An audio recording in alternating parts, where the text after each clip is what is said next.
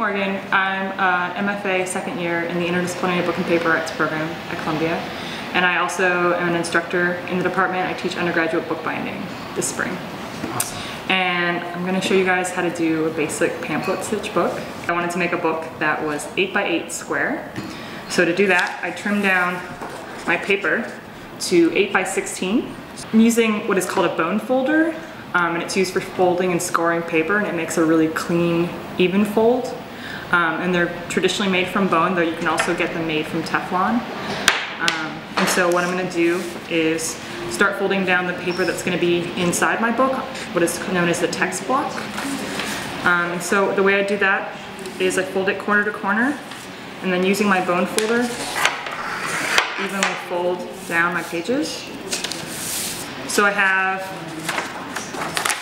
a number of pages that are going to make up my text block that I'm jogging together, as well as the paper for my cover. And I'm going to start punching the holes. And this is since this is a rather small book, you can use a 3-hole pamphlet stitch binding.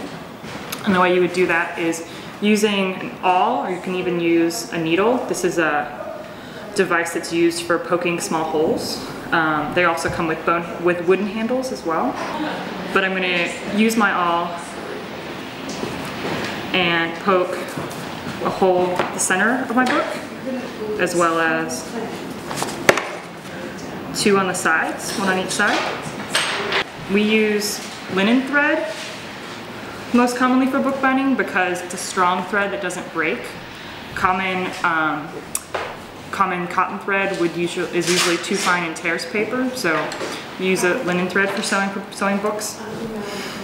When you're ready to start sewing with the pamphlet stitch, you take your needle and you can go in either from the center of your book, from the inside, or from the outside.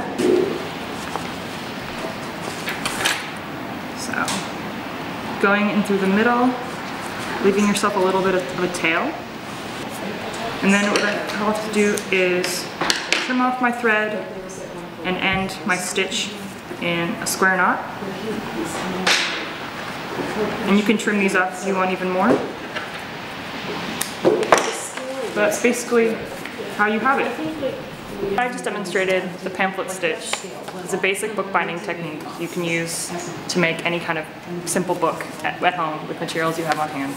You don't need a bone folder, but you do need a needle and thread and some paper.